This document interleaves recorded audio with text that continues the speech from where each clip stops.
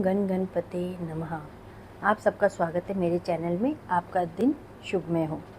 हम आज बात कर रहे हैं जितिया व्रत के बारे में, जो कि साल 2025 में जितिया व्रत पड़ रहा है। 14 सितंबर को जितिया व्रत रखा जाएगा। उस दिन रविवार है। यह व्रत मुख्य रूप से 3 दिन तक चलता है। नहाए खाए, निर्जला व्रत और पारण, मतलब व्रत तोड़ने की विधि को कहते हैं। इस प्रकार से इस व्रत को रखा जाता है। इसका जो शुभ मुहूर्त है वो और तिथि, इस बारे में हम बात करेंगे आज इस वीडियो में। वीडियो को अंत तक देखिएगा। जीवित पुत्र का व्रत भी इसको कहा जाता है। जितिया व्रत और जीवित पुत्र का व्रत, ये 2 नामों से जाना जाता है। 14 सितंबर रविवार को ये व्रत पड़ेगा। इस दिन आप नहाए खाए आपको 13 सितंबर 2025 शनिवार को होगा और निर्जला व्रत 14 सितंबर 2025 रविवार को रखा जाएगा। पारण मतलब व्रत को तोड़ना 15 सितंबर 2025 सोमवार को पारण की विधि की जाएगी। यह व्रत अश्विन माह के कृष्ण पक्ष की अष्टमी तिथि को मनाया जाता है। इस वर्ष अष्टमी तिथि 14 सितंबर को सुबह शुभ मुहूर्त है 5:04 से शुरू होकर के 15 सितंबर को सुबह 3:06 पे समाप्त होएगी। तो इस प्रकार से ये है आपका जितिया व्रत या जीवित पुत्रिका व्रत का शुभ मुहूर्त और तिथि। अब हम बात करेंगे कि जीवित पुत्रिका व्रत या फिर जितिया व्रत की पूजा विधि किस प्रकार से है, आपको किस प्रकार से इसको करना है। तो सबसे पहले आपको नहाए खाए वाला काम करना है, जो कि बहुत ही ज़्यादा महत्वपूर्ण होता है। व्रत से एक दिन पहले नहाए खाए की परंपरा को निभाया जाता है, जिसमें महिलाएं स्नान करने के बाद सात्विक भोजन करती हैं और उसे पहले पितरों को या फिर पहले कौवों को समर्पित करती हैं।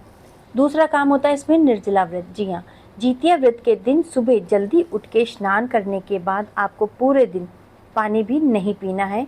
यह व्रत निर्जला व्रत रखा जाता है।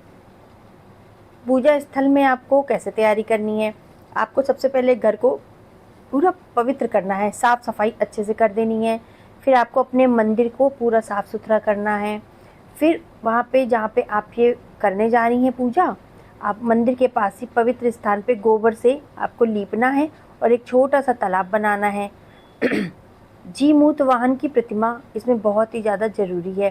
तालाब के पास ही आपको कुशा से भगवान जीमूत वाहन की प्रतिमा को स्थापित करना है।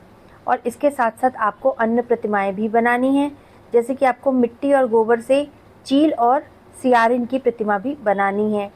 उसके बाद आपको जीमूत वाहन की मूर्ति जो होगी उनको धूप, दीप, रौली, सिंदूर, पुष्प, चावल, फल, मिठाई, ये सब चीज़ें आपको उनको अर्पित करनी है।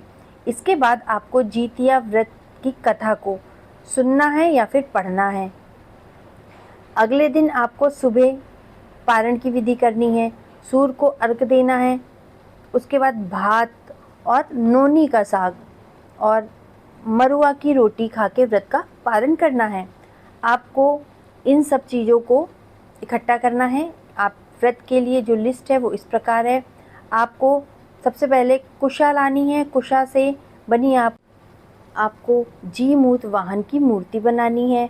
मिट्टी या गोबर से बनी हुई चील और सियारिन की प्रतिमाएं चाहिए बनानी है। दीप, धूप, फूल आपको लेके आना है। रौली, सिंदूर, अक्षत यानी कि चावल लेके आना है। ध्यान रखिएगा कि चावल का दाना टूटा हुआ ना हो। ताज़ा फल, ताज़ी मिठाइयाँ लेके आनी है और आपको दूर्वा की माला ये लेके आनी है। बनी बनाई मिल जाएगी तो ठीक है, नहीं तो फिर आपको दूर्वा में घर ला करके दूर्वा को आपको उसकी माला बनानी है। श्रृंगार का सामान श्रद्धा अनुसार, जो भी आपकी श्रद्धा है उसके अनुसार आपको श्रृंगार का सामान लेकर के आना है और फिर पूजा विधि आपको शुरू करनी है। आपको इस प्रकार से जितिया व्रत को करना है। इसमें आपको जो पूजा जाता है जिस भगवान को, उनका नाम होता है जीमूत वाहन। इनकी पूजा की जाती है और ये व्रत महिलाएं अपने संतान की सलामती और दीर्घायु के लिए करती हैं। और इस व्रत के दिन आप भगवान जीमूत वाहन की पूजा करिए। ये जो भगवान हैं ये बहुत ही ज़्यादा दयालु हैं और ये आपकी रक्षा करेंगे, आपके परिवार की और आपके संतान की रक्षा करेंगे, दीर्घायु प्रदान करेंगे। धन्यवाद।